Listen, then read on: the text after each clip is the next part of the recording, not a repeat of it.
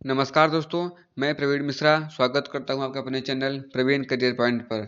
आज हम बात करेंगे व्याकरण के एक महत्वपूर्ण बिंदु रस के बारे में। तो हम इसकी शुरुआत करेंगे पहले परिभाषा के साथ, उसके बाद एक एक करके रस के सभी 10 प्रकार के बारे में जानेंगे और समझेंगे। तो रस क्या है? किसी काव्य को पढ़ने से अथवा सुनने से पाठक अथवा श्रोता को जिस आनंद की प्राप्ति होती है उसे रस कहते हैं। हमारा पहला है रौद्र रस। और दोस्तों, मैं इस पीडीएफ नोट्स का लिंक आपको डिस्क्रिप्शन में दे दूंगा, तो आप वहां से जाकर इस पूरे जो भी लिखा है अब इसको पीडीएफ के रूप में प्राप्त कर सकते हैं। हमारा पहला है रौद्र रस। इसका स्थायी भाव क्रोध है। अपना अपमान, बड़ों की निंदा या उनका अपकार, शत्रु की चेष्टाओं तथा शत्रु या किसी दुष्ट अत्याचारी द्वारा किए गए अत्याचारों को देखकर अथवा गुरुजनों आदि की निंदा सुनकर उत्पन्न हुए अमर्ष क्रोध के पुष्ट होने पर रौद्र रस की सिद्धि होती है। इसका उदाहरण क्या है? दोस्तों, इसका उदाहरण मैंने महाभारत से लिया हुआ है कि श्री कृष्ण के सुर वचन अर्जुन क्षोभ से जलने लगे, सबशील अपना भूल कर करतल युगल मलने लगे, संसार देखे अब हमारे शत्रु रण में मृत पड़े। हमारा दूसरा है दोस्तों विभत्स रस। इसका स्थायी भाव जुगुप्सा यानी कि घृणा है। गंदी, घोर और रुचिकर घृणित वस्तुओं जैसे कि पीप, हड्डी, मांस, उसकी दुर्गंध आदि के वर्णन से मन में जो घृणा जगती है वही पुष्ट होकर विभत्स रस की स्थिति प्राप्त करती है। इसका एग्जाम्पल क्या है? सिर पर बैठ काग, आंख दो खात निकारत, खींचत जीभहि स्यार, अति आनंद उर धारत। हमारा तीसरा है करुण रस। इसका स्थायी भाव शोक है। किसी प्रिय वस्तु या वस्तु के विनाश से या अनिष्ट की प्राप्ति से करुण रस की निष्पत्ति होती है। इसका एग्जाम्पल क्या है?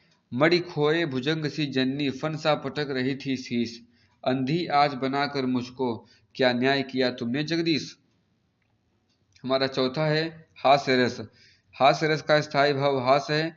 जब किसी वस्तु व्यक्ति के विकृत आकार, वेशभूषा, वाणी, चेष्टा आदि से व्यक्ति को बरबस हंसी आ जाए तो उसे हास्य रस कहते हैं। जैसे कि इसका एग्जाम्पल बड़ा मजाकिया टाइप का है। जैसे जब धूमधाम से जाती है बारात, किसी की सज धज कर, मन करता धक्का दे दूं दूल्हे को, जा बैठूं घोड़े पर, सपने में ही मुझको अपनी शादी होती दिखती है, वरमाला ले दुल्हन बढ़ती, बस नींद तभी खुलती है। हमारा पांचवा है श्रृंगार रस। श्रृंगार रस, इसका स्थायी भाव रति है। जब विभाव, अनुभाव और संचारी भावों से रति नामक अस्थायी भाव रस के रूप में परिणत होता है तो उसे श्रृंगार रस कहते हैं। इसका एग्जाम्पल क्या है? दोस्तों, मैंने इसका एग्जाम्पल लिया है संयोग रस से, और मैंने वियोग रस का एग्जाम्पल नहीं दिया है, तो आप उसे किसी भी किताब में पढ़ सकते हैं। राम को रूप निहारत जानकी, कंगन के नग की परछाही, माते सबे सुधि भूल गई, कर टेक रही पल टारत नाही। हमारा छठवा है वात्सल्य रस। इसका स्थायी भाव वात्सल्यता है, बालकों के प्रति। दोस्तों, अक्सर लोगों को बस वात्सल्य रस में दिक्कत होती है, तो आप इसे एक शॉर्टकट तरीके से समझिए।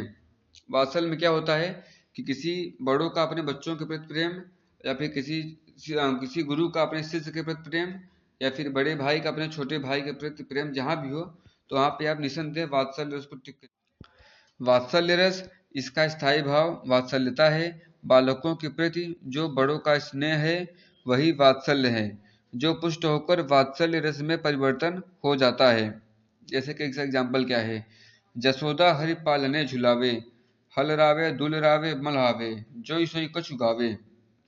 हमारा अगला है सातवां भयानक रस। भयानक रस का स्थायी भाव भय है। किसी भयजनक वस्तु को देखकर घोर अपराध करने पर दंडित होने के विचार से शक्तिशाली शत्रु या विरोधी के सामना होने की आशंका से मन में भय के पुष्ट होने पर भयानक रस की सिद्धि होती है। जैसे कि इसका एग्जाम्पल क्या है? लंका की सेना कवि के गर्जन रव से कांप गई, हनुमान के भीषण दर्शन से विनाश ही भाप गई। हमारा अगला है वीर रस। इसका स्थायी भाव उत्साह है। शत्रु की उन्नति, दीनों पर अत्याचार या दुर्गति को मिटाने जैसी किसी विकट या दुर्गम कार्य को करने का जो उत्साह मन में उमड़ता है उसी के पुष्ट होने पर वीर रस की सिद्धि होती है। जैसे कि इसका एग्जाम्पल क्या है, मैं सत्य कहता हूँ सखे सुकुमार मत जानो मुझे, यमराज से भी युद्ध में प्रस्तुत सदा मानो मुझे, है और की तो बात ही क्या अभिमान मैं करता नहीं, मामा तथा निजता से भी समर में डरता नहीं। हमारा 9वां है शांत रस। इसका स्थायी भाव निर्वेद है। संसार की क्षण भंगुरता एवं सांसारिक विषय भोगों की असारता तथा परमात्मा से उत्पन्न निर्वेद वैराग्य ही पुष्ट होकर शांत रस में परिणत होता है। इसका एग्जाम्पल क्या है, चिंता तो हरि नाम की और न चिंता दास, जे कुछ चितवे राम बिनु सोई काल की पास।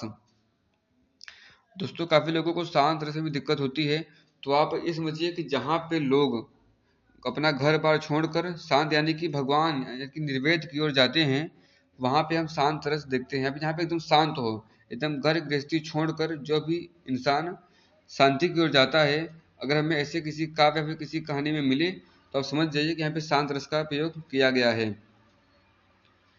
फिर हमारा 10वां है अद्भुत रस। इसका स्थायी भाव विस्मय है। किसी असाधारण वस्तु या कर्म को देखकर हमारे मन में जो विस्मय होता है वही पुष्ट होकर अद्भुत रस में परिणत हो जाता है। इसका एग्जाम्पल क्या है, बिनु पद चलई सुनई बिनु काना, कर बिनु करम करई विधि नाना, आनन रहति सकल रस भोगी, बिनु बानी बकता बड़ जोगी। यानी कि एकदम यहाँ पे एकदम विस्मय है, जिसके पास पैर नहीं है वो चल रहा है और जिसके पास कान नहीं वो सुन रहा है, और बिन बानी बकता बड़ जोगी यानी कि बिना बाणी के इंसान बकता हो रहा है।